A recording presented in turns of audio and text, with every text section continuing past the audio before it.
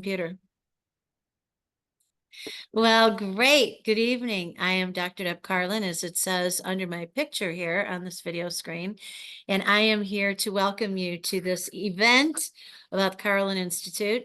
And I am introducing you to one of our core members who is on our leadership and advisory team, Dr. Gretchen Snell. Good evening, Dr. Gretchen Snell. Good evening. How you doing? I'm great. So I'm sitting here in a beautiful penthouse, and Gretchen is sitting in a beautiful country scene.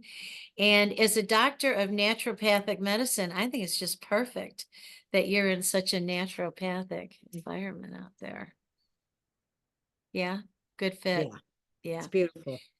So at the Institute, we are the most unique facility for wellness, for well-being, for authentic, holistic well-being. So we're not just looking at one aspect of a person or one aspect of their life. It really truly is all encompassing.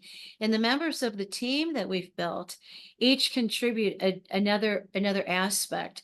And some of the team members are more foundational than others. And the reason that we have Dr. Snell here this evening with me is, as a doctor of naturopathic medicine, she is integral to the whole design, because even though I'm screening people on the front end and assessing, getting medical records if we need them, everything, if somebody's going to come to us and they've got medical conditions, we want to be in touch with who their providers are and get all sorts of information and share information and make sure that we're keeping everybody safe and in communication and really building a great team around anybody who comes to us for help.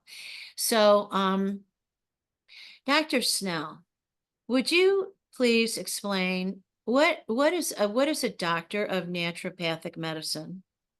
Well, actually, my doctorate is in natural medicine. Okay. Slightly different. It's in homeopathy and natural medicine. And the medicine I practice it's predictive, it's preventative. I work with clients from infancy all the way up to my oldest client is in his 90s. And I work with all conditions because for me, it's not about the disease. It's about the patient that has the dis-ease or the disorder. And it's different in every person. And I use a variety of different analytical methods to determine where a person is physically, emotionally, energetically, even psychologically to a point. And then I use the analytics to try to figure out what is the best approach to help them rebuild their health. Sometimes it's always nutritional. I mean, there's always a nutritional component. Our nutrition in this country, or what passes for nutrition in food, is pretty deplorable. Sometimes it's supplements, sometimes it's herbal combinations, sometimes it's remedies. But my job is to address wherever there's a dysfunction and bring the cells and the connective tissue and the various different organs back into homeostasis. And then the body is something we're all fearfully and wonderfully made, and we have within us an essence that is always striving for balance, and it's always striving to be healed. Our job is to find out what's blocking it and removing that block. That's amazing. We've talked about this a lot, and in every time, in every conversation over the years that we've known each other, I learned something new, no matter how many times we go over this, because there's always some new movement in each one of us, right? And so the relating of it, and we've got cases in between this conversation and this conversation. And so there's a new, yet another perspective. And what's really fascinating to me is that, other than the fact that my camera is sliding, there's obviously some discomfort there. There is a multitude of ways that different practitioners come at what is a disorder or a disease. And in the cases that are brought to you, I've experienced myself being one of your patients, being one of your clients, and people who I care about, and then referring people in. You have got some really fascinating tools that you use. And one of the things that people have asked me is, okay, so when somebody comes to the institute, what are you going to do to them? You say that there's these fascinating tools, like, what are you going to do? What are you going to do? So I love the stuff that you're going to do. And we know that as we ramp up and have everything we want there for you, so you have a duplication in your office, so you don't have to travel with stuff. Talk a little bit about the different instruments that you use and what you would use them for, if you would, please. Well, the main one I use primarily in the beginning for almost virtually every case is something called electrodermal analysis. And it looks at the energy systems of the body through the meridians. Now, this instrument that I use, this computer I use, is something that was developed in the 40s by German doctors, by MDs. They were fascinated about how the Chinese people could touch 12 different points on your wrist and determine what was going on with the systems of the body. So they developed a system and computerized it over the years. It's developed into something that is quite powerfully able to analyze what's going on in the tissues of the body and see what's going on in the energy. It can tell if there is an area that's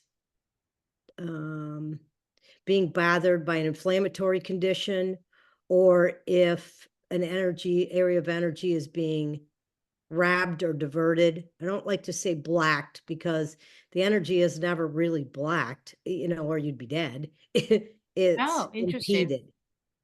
Yeah, and this particular device, there's a lot of knockoffs on the market.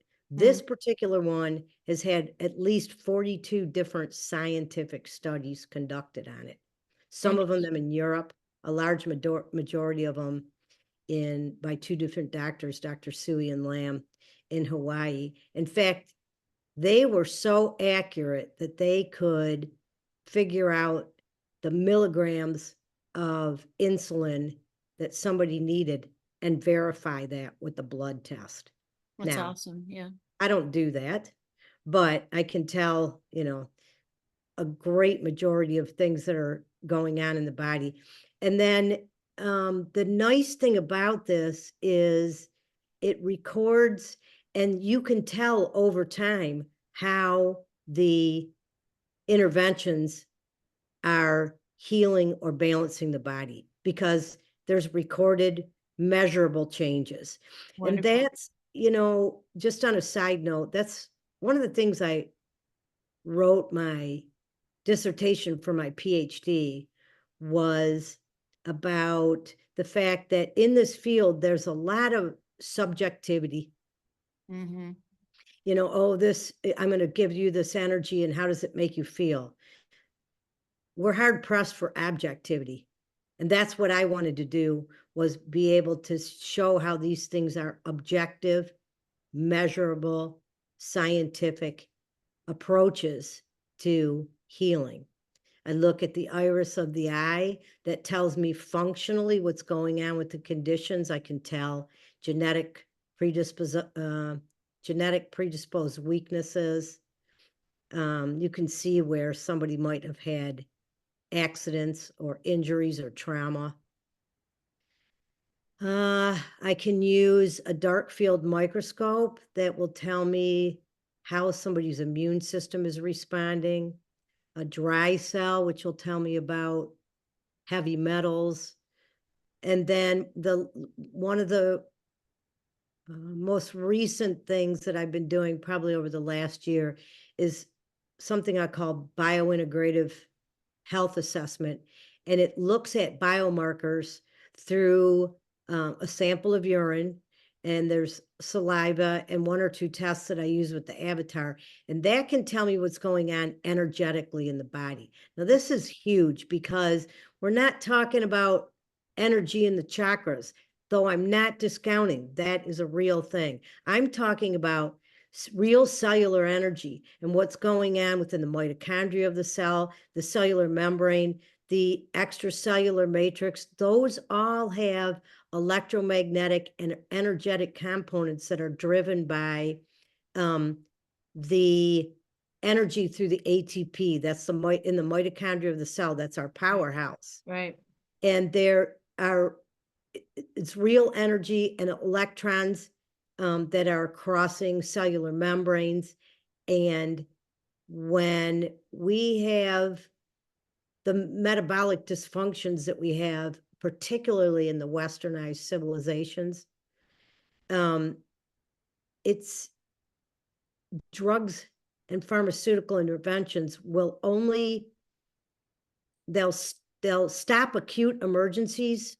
They'll stop acute issues. You know, if you cut your leg off or have a heart attack, or you need a C-section, there's no other thing that, place you want to be than in the hospital. Right. But when you have a chronic dysfunction, it's not because you're deficient in a chemical, and adding that chemical is not going to address that underlying dysfunction. I love that you say that. One of the things that that I'm always taking, great delight in our conversations and our collaborations, and as we're walking into the institute and doing everything that's going to be done there, is you and I are both at the core, in addition to being sorry. It's the comedic side of the institute here. We're scientists, and we want the scientific answers to what it is that's taking place, that you can't know if you aren't looking at what you're looking at. You just sparked a number of memories of when I was doing research at the universities. University of Illinois, Washington University, St. Louis University, at the medical centers. And we were looking at cellular activity.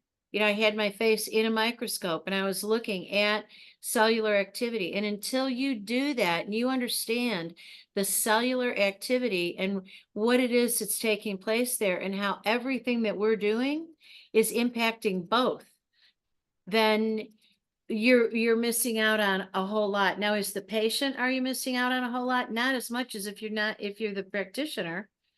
But what we're offering people is an opportunity to get to literally the cellular level to figure out what's the problem, what's going on here, and what is it that we can do about it. So when you see that cellular activity, then you decide what tools you're going to use in order to interpret and choose a course of action. And And again, the equipment I use can help me decide which direction, which intervention is most compatible with that particular individual, that particular meridian. Yeah, to bring the body back to balance. So let me ask you something. You're credentialed in a number of different ways, and your education, much like, there's so many overlaps between us. We are both so curious. We're always looking for information, and we want to study. And not that we're running around chasing information, but we've spent our careers saying, I need to add that to my arsenal to understand more dynamically what's going on here. What would you say is the theme in your practice about what it is that you are attending to more than anything, either in the way of a disorder or a complaint or something that you're discovering? What's happening in your field? What's happening to our culture? What's happening to the health of the people in our culture that are coming to you? It's a tough one to answer because I do so many different things. But I would say the biggest issue that we're having, I just wrote a couple of newsletters on this, is that it's most of the issues and the diseases that we're seeing are based on metabolic dysfunction that can be corrected with proper foods, with exercise, with herbal remedies, with homeopathic remedies. Our diets are full of sugar, they're full of salt, they're full of nasty seed oils. Our, uh, our animals are caged fed. They're fed, corn that's been raised on GM. We have many pesticides. We don't even, I mean, GMOs. We're basically poisoning our bodies and our planet. And so it's difficult to maintain balance under the best of circumstances. So I don't know that there's a common theme other than turning around those metabolic dysfunctions, those energy dysfunctions. Another thing that's not well addressed in conventional circles is the psychological or emotional component, because there's always one tied up. If you have a trauma that's unresolved, it's going to continue to disrupt the energy in that. Well, let me give you an example. I had a person several years ago. She was diabetic. I wasn't looking to get her off an insulin. She was looking for help supporting diet and making sure that her connective tissue was, we were making sure the connective tissue was draining and all that. Right. And her issue was basically in the liver, which is where the sugar was not being metabolized properly from the get-go. And in 5-element medicine, the liver is also the source of anger.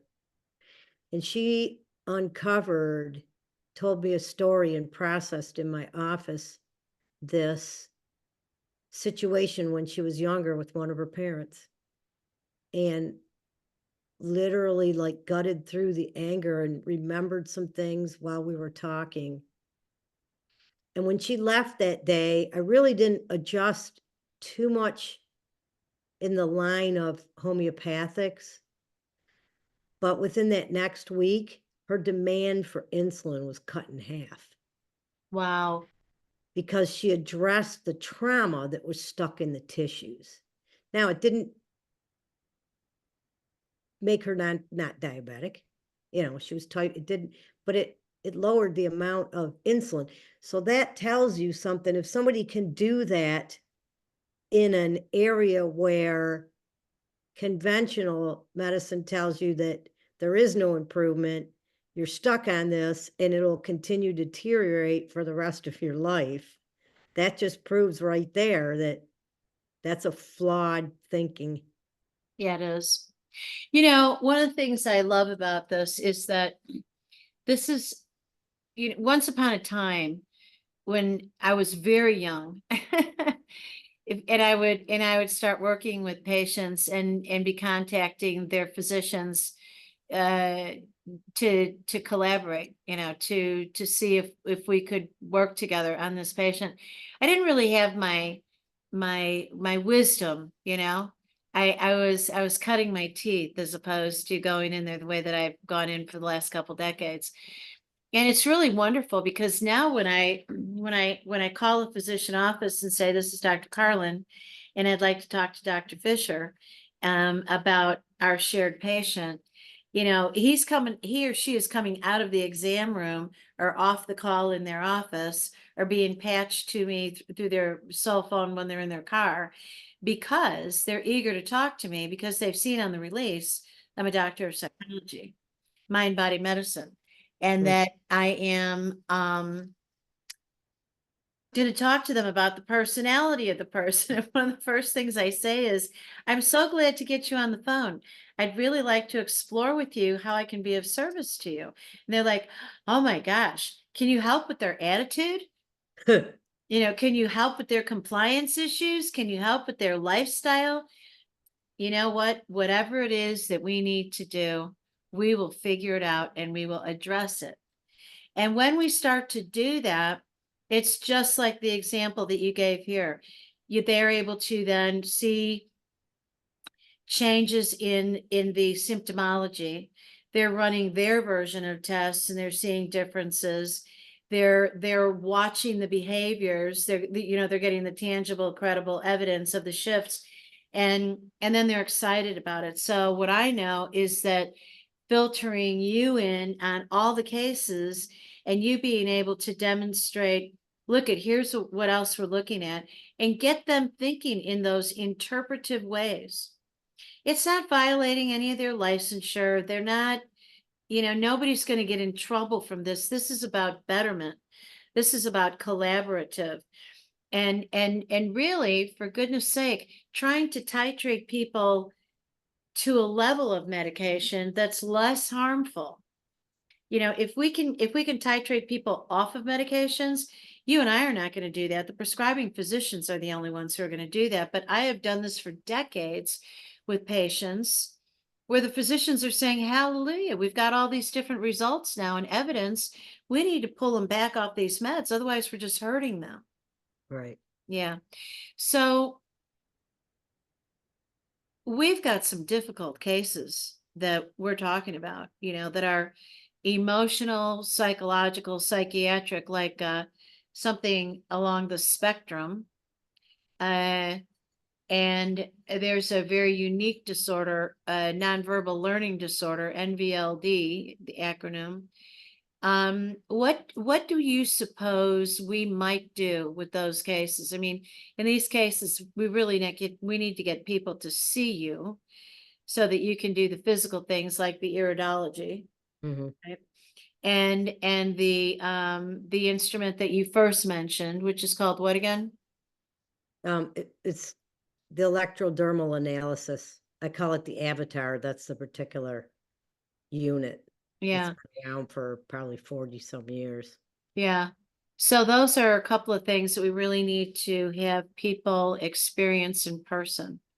Mhm. And what, in your experience, do you have a hunch that you might be finding on these cases? Again, coming down to the emotional, the discomfort, whatever it is that's going on in there.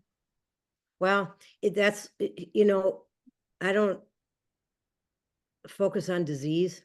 I Yeah, focus on the patient. So when I do my analytical or my analysis of what's going on, I'm determining where the person is right now at this point in time and what do they need immediately to, and it's a step-by-step process. It's not something I can't give something that's going to miraculously turn something around overnight.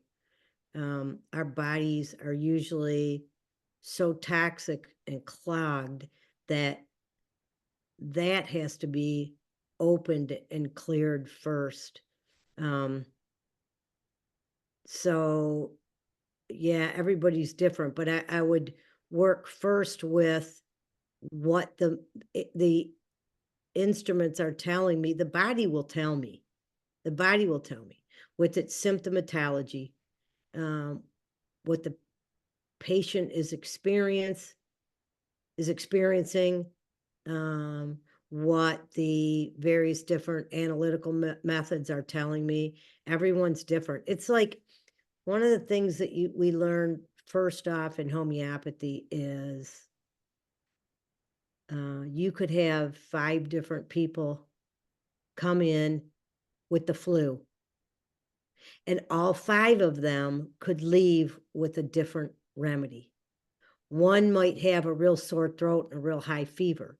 The other may have cough and, headaches. They might run the gamut of the whole list of things that could possibly be the flu, but they're all going to come out with a different remedy. And that's what makes this type of therapy, this type of healing so difficult, and why it's often rejected is can't be streamlined.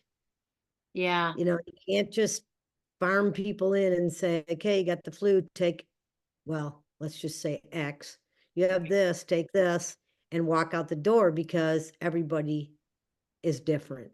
But I love And that because it gets to the point. Gretchen, it's like I scripted you ahead of time to say this. Because when people are saying to me, I want to know though, what's a day like when we come to the Institute? If I come in with this problem, what are you going to do for me? It'll unfold. And people yeah, have a very hard time with that answer. But what's it going to be like? Well, I'll tell you what it's going to be like. It's going to be very, very nurturing, very welcoming, very loving, very intelligent, very discerning, very analytical, very quantitative, very qualitative, very peaceful, very and grateful. yes, and the most important thing is without a commitment, the person really has to want to be well and willing to take the steps necessary. I usually, when I get some people in that I know they want a healthy alternative so they don't have to take this drug for the rest of their life. So give me an herb I can take for the rest of my life instead. Well, I could do that. Or we could look at maybe why this issue keeps occurring and then address that.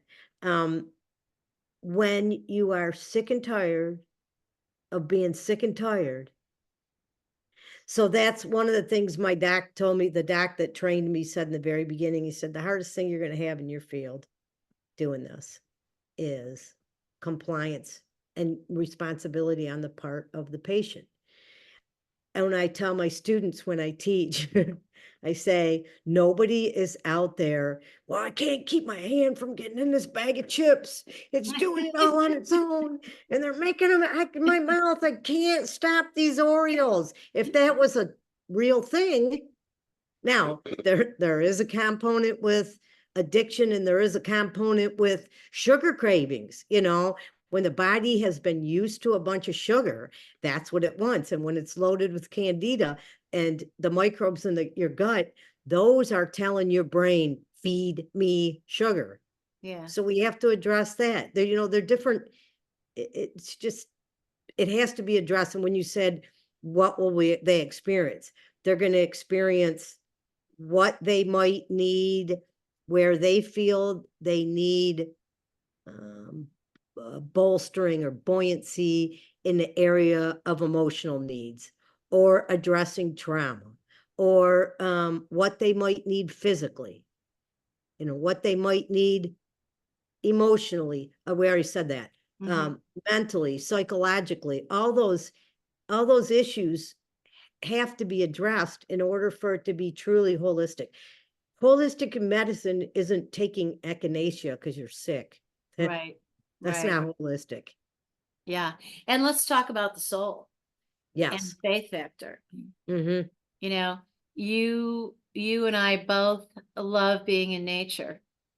We love that groundedness, and that is a component of our soul, of our faith, of our spirit. Mm-hmm. And I'm prescribing to people every day, get outdoors, Mm-hmm. get the fresh air, get the sunshine. You need the nutrients of Mother Nature as Mm-hmm. part of your nutrition.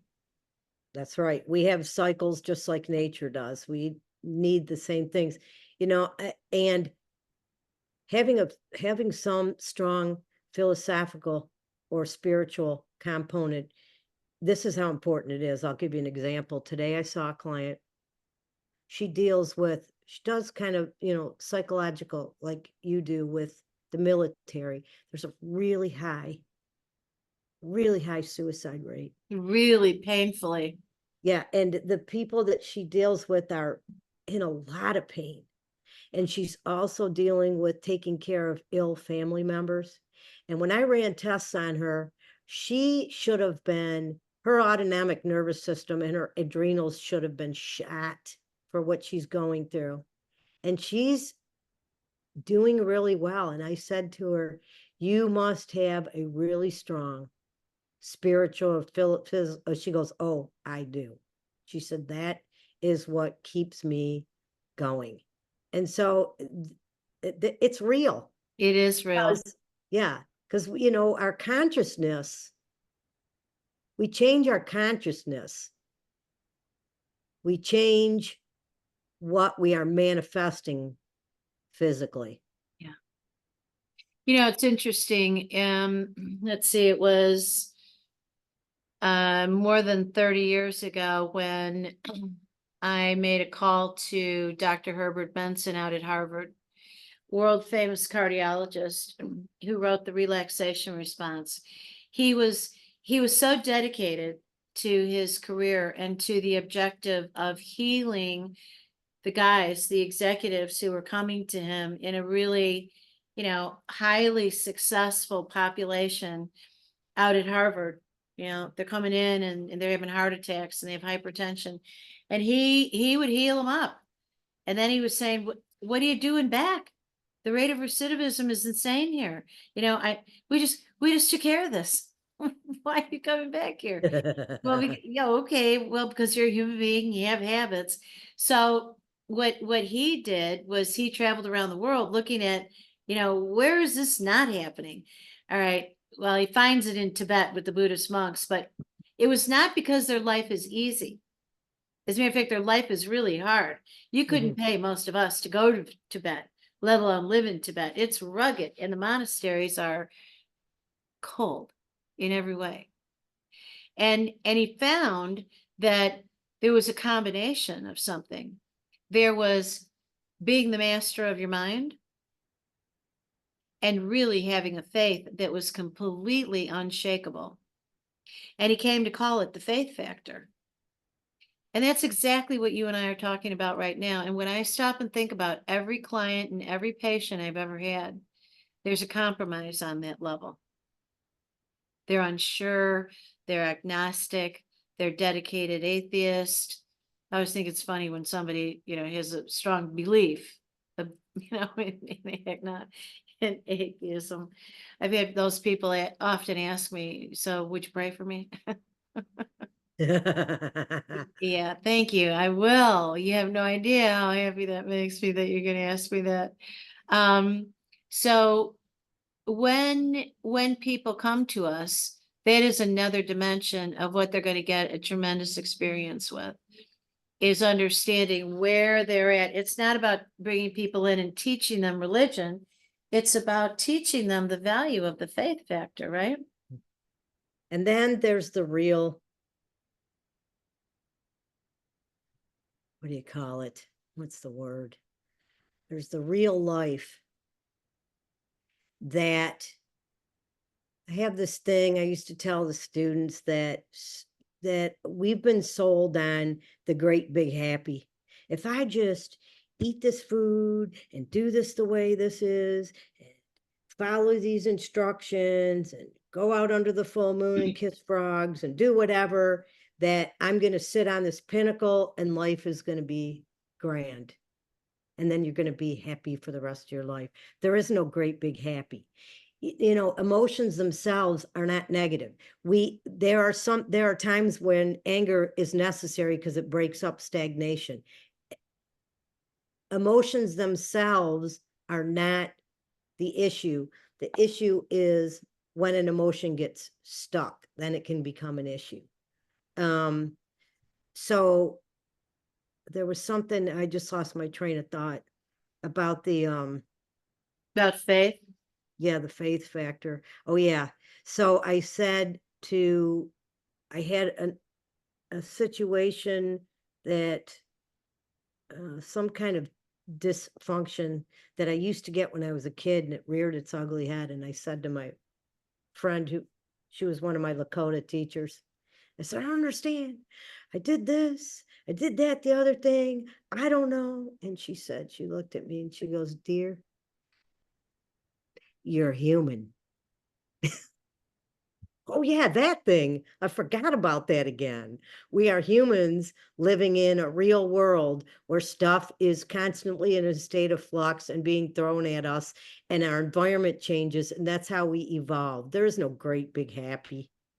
There are tools we learn that the next time we're in that situation, if we came away from it and we learned something, then we, as my friend said, we're here to experience the experience, kind of like Jimi Hendrix.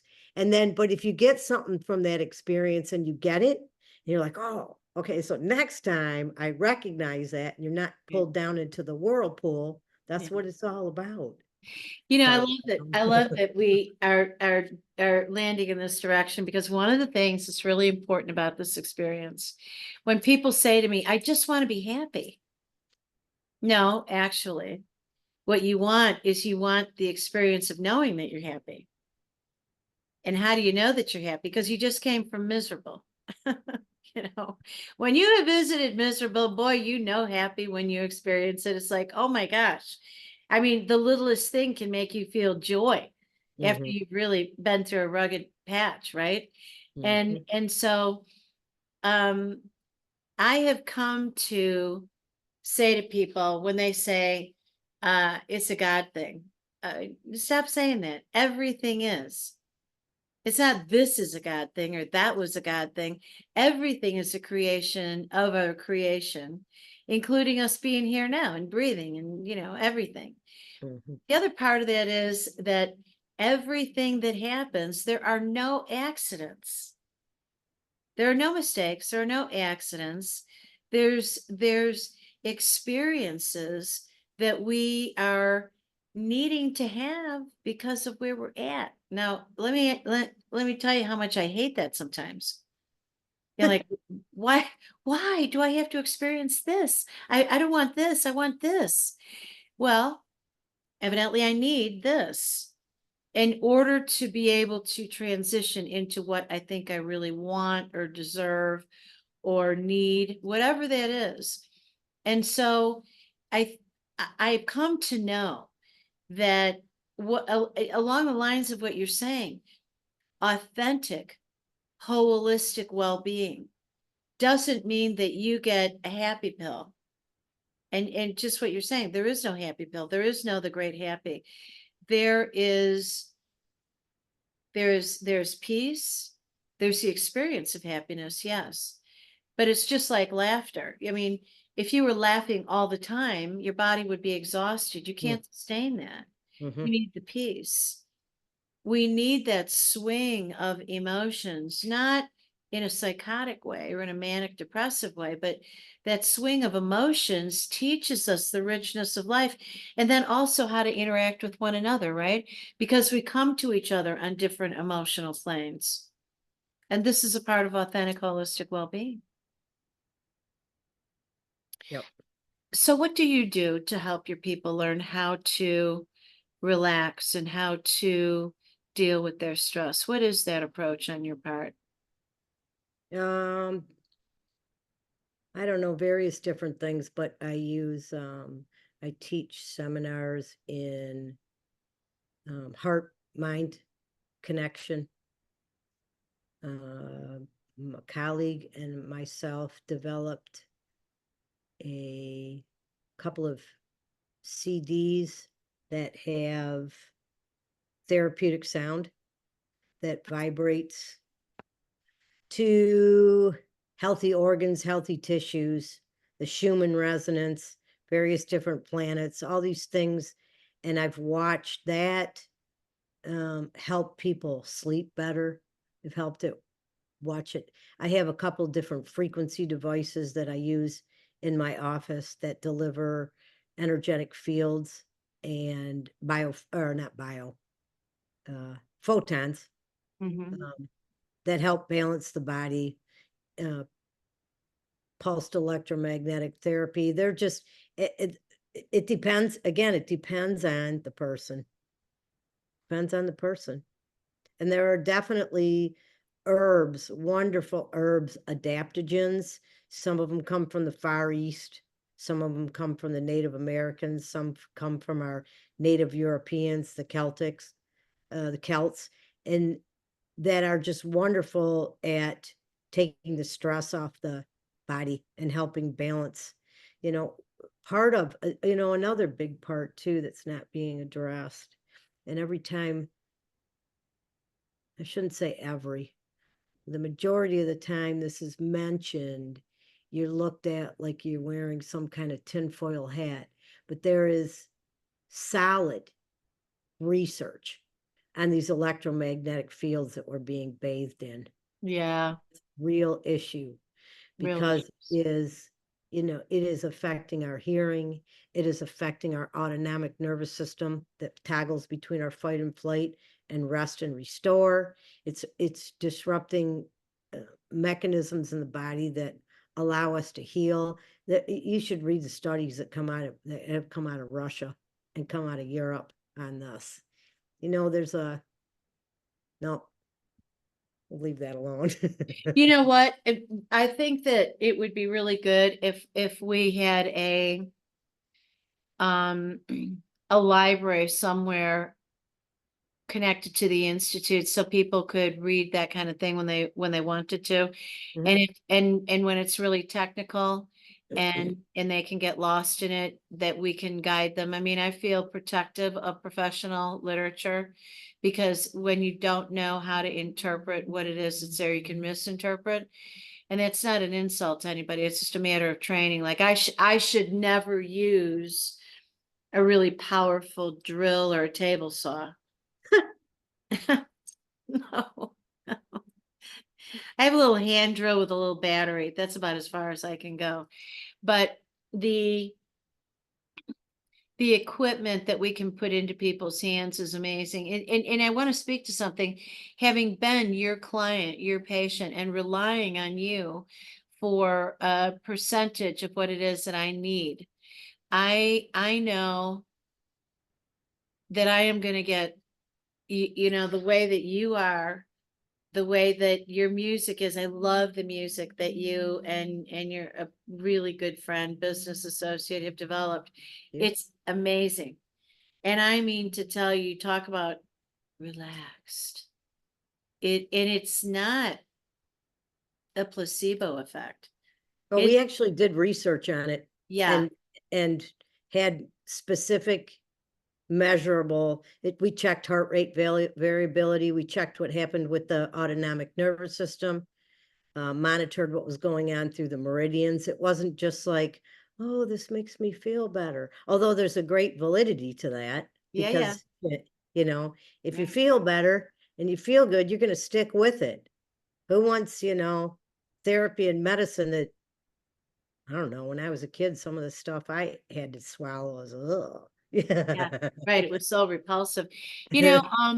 Gretchen, I know that you've got some of that stuff on YouTube. On the back side of this, I know that you've already given me those links, but if you could text me again, I will post them and make sure that people can have access to that because it's so incredible.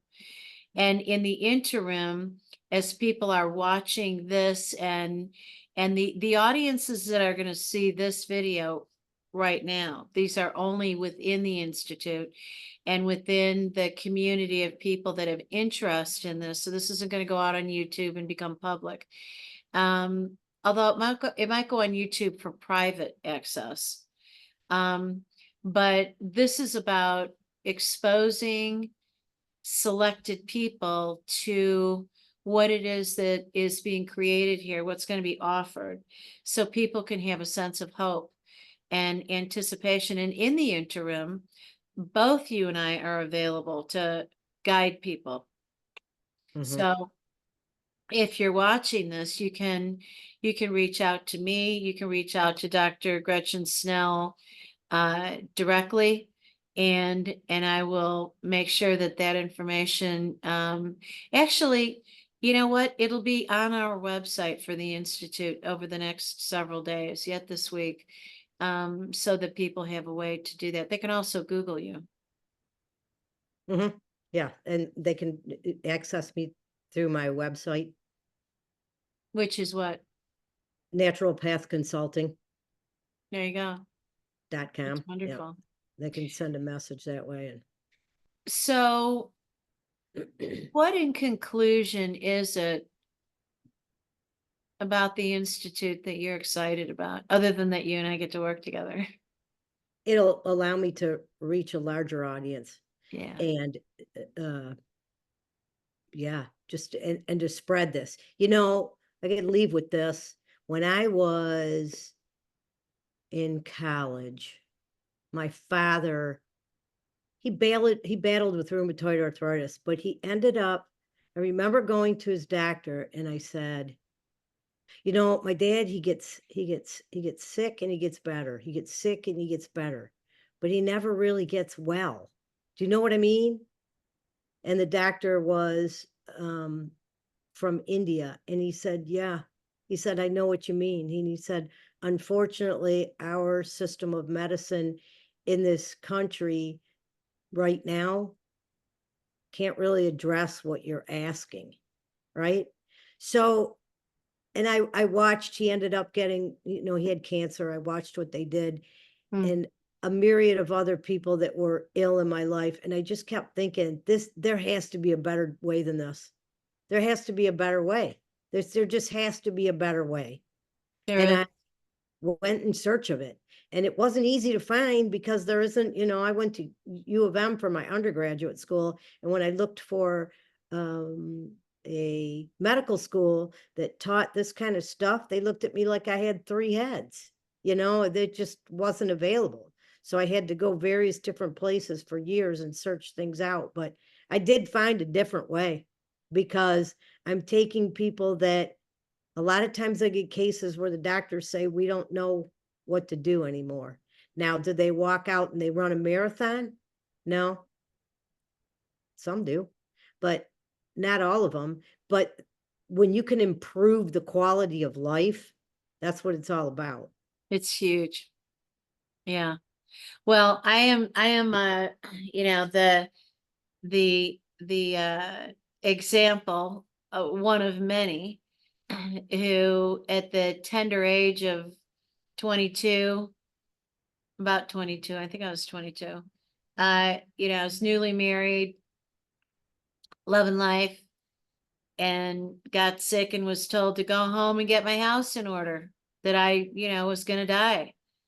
And I said, no, I'm not. I just got my house.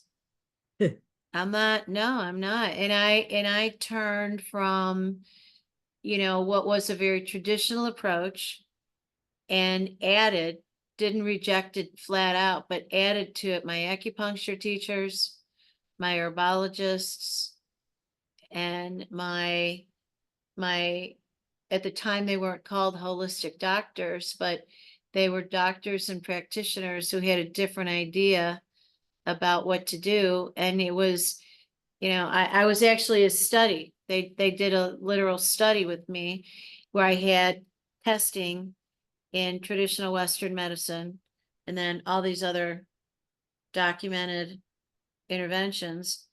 And at the end of 10 months, when I was through this horrible experience, and really living again, the proclamation was, well, it's a miracle. Okay, well, so is breathing. But can we credit some of the modalities here? Nah, no, we don't want to do that. Okay, well, how about if we do anyway? Because I'm here and I've been on a course of this my entire life. And so I'm so glad that we are doing it together because you're invaluable, brilliant, wonderful, and insightful. And I love you dearly and Thank really you. admire the Likewise. work that you do. Oh, well, Right back at you. yeah, bless you for that. So I want to thank you for being here. You've had a long work day and it's been generous for you to be here. And to all of our friends who are tuning in, this is Dr. Deb Carlin saying, God love you for being here with us and stay tuned because the Carlin Institute really is the Paradise Movement, where you become the master of your mind and you experience authentic, holistic well-being. And on that note, I'm going to turn off the recording. And I'm going to spend a little bit of time with my friend.